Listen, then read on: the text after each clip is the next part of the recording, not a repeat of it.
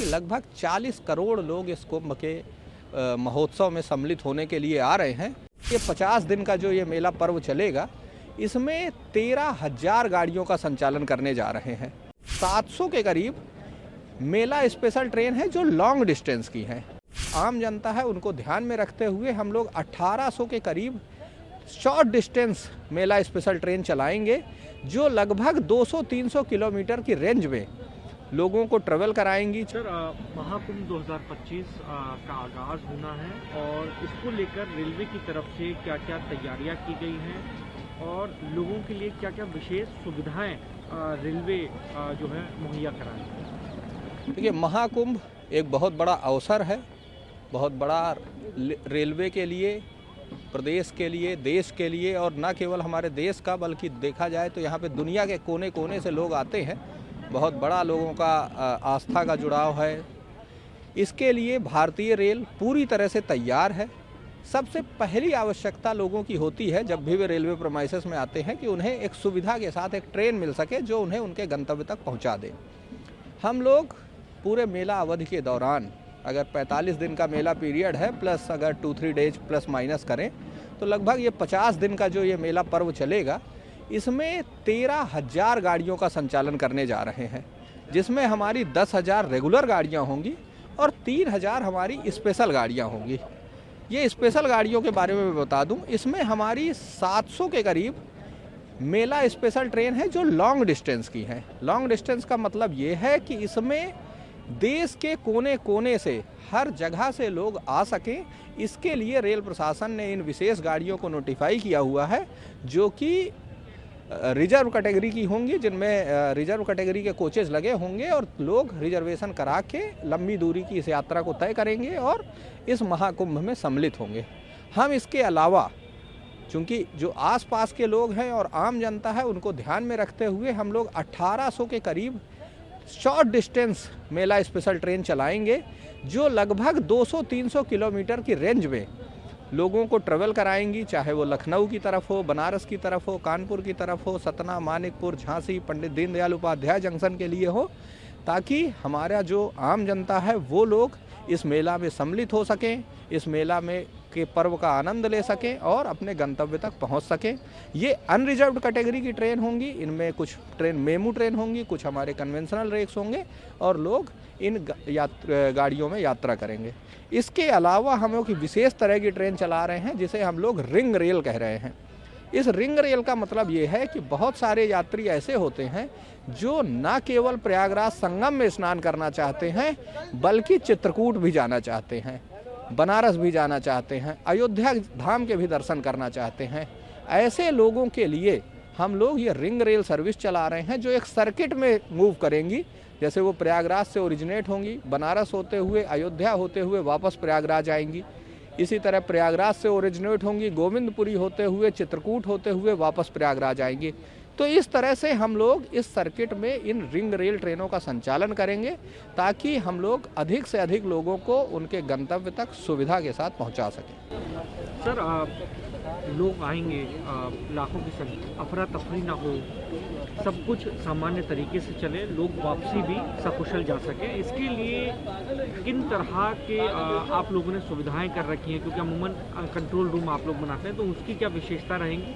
दूसरा, जो लोग यहाँ आएंगे उनके रहने का या रुकने की क्या व्यवस्था की रेलवे की तरफ से है? देखिए, अभी आपने कहा कि इसमें लाखों की तादाद में लोग आएंगे, तो मैं थोड़ा सा आपको करेक्ट कर दूं, लाखों नहीं, इसमें करोड़ों की तादाद में लोग आएंगे। हम लोग जो हमें अनुमान दिया गया है सिविल एडमिनिस्ट्रेशन की तरफ से, वो ये है कि लगभग 40 करोड़ लोग इस कुंभ के महोत्सव में सम्मिलित होने के लिए आ रहे हैं, और उनमें से जो भी लोग रेल के द्वारा अपनी यात्रा करना चाहते हैं, उनमें क्राउड मैनेजमेंट एक बहुत बड़ा सब्जेक्ट है। क्राउड मैनेजमेंट हम लोग उसके लिए पूरी तरह से तैयार हैं। लोगों का मूवमेंट हम लोग यूनी डायरेक्शनल रखेंगे। मतलब ये है कि बहुत सारे हम रिस्ट्रिक्शंस इम्पोज करेंगे ताकि लोगों का मूवमेंट यूनी डायरेक्शनल हो, लोग क्रिस क्रॉस मूवमेंट ना करें, कोई आपस में उनमें टकराव की स्थिति ना हो। जैसे अगर हम प्रयागराज जंक्शन पे खड़े हैं तो प्रयागराज जंक्शन में केवल और केवल मेला पीरियड में जो पीक डेज हैं, जो हमारे नहान के दिन हैं, उनसे एक दिन पहले और 2 दिन बाद की जो अवधि है, उसमें एंट्री केवल लीडर रोड साइड से यानी सिटी साइड से होगी और एग्जिट केवल और केवल सिविल लाइन साइड में होगा, ताकि लोग आपस में उनके आमने सामने आने की स्थिति ना हो। इसी तरह जो हमने यात्री आश्रय शेड बनाए हुए हैं, जिनमें प्रत्येक यात्री आश्रय शेड की क्षमता है लगभग 5000 एक समय पे, तो इस तरह से हम इन यात्री आश्रय शेडों में केवल इन प्रयागराज जंक्शन के ही यात्री आश्रय शेड में 20,000 लोगों को एक साथ रख सकते हैं, क्योंकि हमारे यहाँ पे 4 यात्री आश्रय शेड हैं और जो डिफरेंट कलर में कोडेड हैं। जैसे अगर आपको लखनऊ या बनारस की तरफ यात्रा करनी है तो आपको लाल रंग के यात्री आश्रय शेड में जाना होगा। आपको मानिकपुर, सतना या झांसी के लिए यात्रा करनी है तो आपको पीले रंग के यात्री आश्रय शेड में जाना होगा।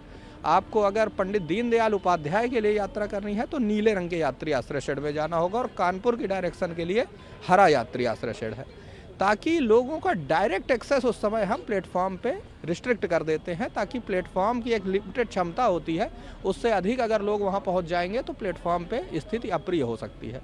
तो हम लोग सारे लोगों को पहले यात्री आश्रय शेड में ले जाएंगे, वहाँ से हमारे RPF, GRP, वाणिज्य विभाग के लोग और हमारे वॉलंटियर्स बहुत सारे, वो लोग लोगों को गाइड करते हुए पहले से हमारे जो प्लेटफॉर्म है वो भी फिक्स होते हैं।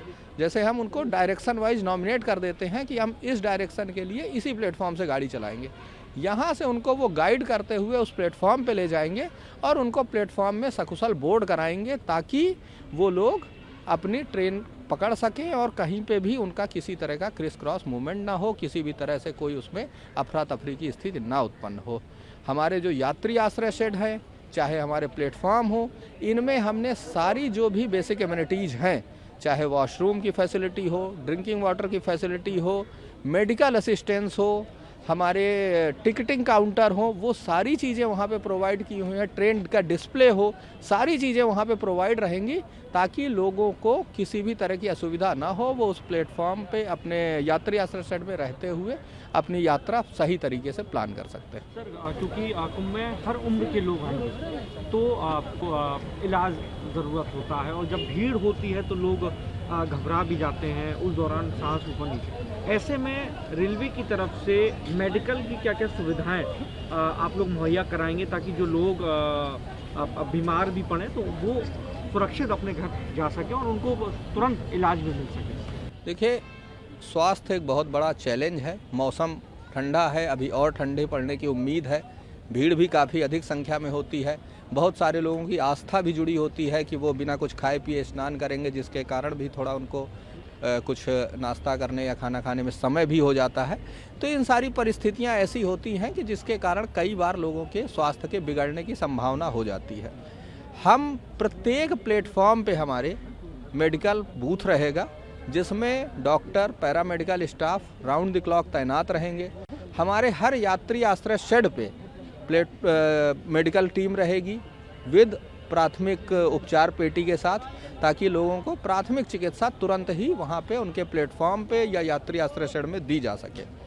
लेकिन जो हमारा अनुभव रहा है 2019 का, उसमें ऐसा भी रहा कि कुछ लोग की स्थिति ज़्यादा गंभीर हो जाती है, और चूंकि भीड़ बहुत ज़्यादा होती है तो उन्हें तुरंत ही नज़दीकी अस्पताल में ट्रांसफ़र करना भी संभव नहीं होता है, उसमें भी टाइम लग जाता है। इसलिए हम लोगों ने प्रयागराज जंक्शन पे, नैनी, छौकी, सूबेदारगंज, प्रयाग जंक्शन, इन सभी जगहों पे हमने ऑब्जर्वेशन रूम बनाया है। कैपेसिटी सभी की अलग अलग है, लेकिन अगर जैसे प्रयागराज जंक्शन की बात करें तो यहाँ पे 6 बेडेड हमारा ऑब्जर्वेशन रूम है, जो एक तरह का मिनी ICU है। यहाँ पर जो एक तरह से सेकेंडरी मेडिकल या जो थोड़ी सी गंभीर स्थिति के लोग हैं, उनका इलाज करने के लिए हमारी पूरी टीम, डॉक्टर्स की टीम, पैरामेडिकल की team with all equipments available रहेगी राउंड द क्लॉक। और हम लोग ये इंश्योर करेंगे कि किसी भी तरह से किसी भी यात्री को ऐसी स्थिति ना आए कि वो मतलब उसे प्राथमिक चिकित्सा के अलावा द्वितीयक चिकित्सा भी अगर आवश्यकता हो तो उसे यहीं पे मिल सके। इसके अलावा अगर कोई बहुत गंभीर स्थिति में आ जाता है, बहुत ही सीरियस स्थिति में आ जाता है, ट्रॉमा की स्थिति है, उसे तुरंत ही किसी बड़े हॉस्पिटल में शिफ्ट करने की आवश्यकता है, तो हमारी एम्बुलेंस भी यहाँ पे तैनात रहेंगी और वो उनको इतना टेक केयर करते हुए वहाँ तक पहुँचाने की हम लोग प्रयास करेंगे कि वो लोग स्वास्थ्य के संबंधित किसी समस्या से ग्रस्त ना हो। एक आखिरी सवाल ले लेता हूँ, क्योंकि आपने 2019 का जिक्र किया। रेलवे ने 2019 से जो कुंभ हुआ उससे क्या सीखकर आप लोग 2025 में उसको इम्प्लीमेंट करेंगे क्या, उस पर भी थोड़ा सा अगर आप बिल्कुल बिल्कुल। हम लोगों ने अपना देखा जाए तो क्षमता विस्तार के कार्य बहुत सारे किए हैं। जो हमारे 19 का चूंकि कुंभ और आज महाकुंभ है, तो एक तरह से उसमें क्वांटम जंप है, लोगों की अपेक्षाएं बहुत ज़्यादा हैं, संख्या बहुत ज़्यादा हो जाएगी, तो हमने हर जगह अपना क्षमता विस्तार किया है। जैसे हमने अपने यात्री आश्रय शेडों की संख्या में बढ़ोतरी की है, उनकी क्षमताओं में बढ़ोतरी की है, उनमें जो एमिनिटीज़ थी उसमें बढ़ोतरी की है। इसके अलावा हम लोग नंबर ऑफ़ ट्रेन्स की अगर बात करें तो जो हमने पिछली बार चलाई थी उसकी तुलना में स्पेशल ट्रेन का नंबर करीब हमारा 4 गुना हो रहा है। तो इस तरह से हम संख्या में भी बढ़ोतरी कर रहे हैं। हमने जो हमारे शहर में देखा जाए तो लेवल क्रॉसिंग गेट्स बहुत सारे थे, और ये लेवल क्रॉसिंग गेट्स कहीं ना कहीं रोड को और रेल के ट्रैफिक को दोनों को ही नुकसान पहुंचाते हैं, बाधा पहुंचाते हैं, क्योंकि जब रोड का ट्रैफिक निकल रहा होता है तो रेल के ट्रैफिक को रुकना पड़ता है, और जब रेल का ट्रैफिक निकल रहा होता है तो रोड के ट्रैफिक को, तो दोनों का मूवमेंट स्मूथ हो, सुरक्षित हो। इसके लिए हम लोगों ने यहाँ पे लगभग 450 करोड़ रुपए की लागत से 21 लेवल क्रॉसिंग गेट का एलिमिनेशन कर दिया है और प्रयागराज क्षेत्र को पूरी तरह से ट्रैफिक गेट मुक्त कर दिया है। तो इस तरह से आधारभूत संरचना के बहुत सारे कार्य किए गए हैं, पैसेंजर एमिनिटीज़ के बहुत सारे काम किए गए हैं, नंबर ऑफ़ ट्रेन्स में विस्तार किया गया है। ये बहुत सारे कार्य हैं जो हमने 19 से सीखते हुए इनकी क्षमता में बढ़ोतरी की है, ताकि हम लोग जो जनता की आकांक्षाएं हैं, अपेक्षाएं हैं, उस पर खरे उतर सकें।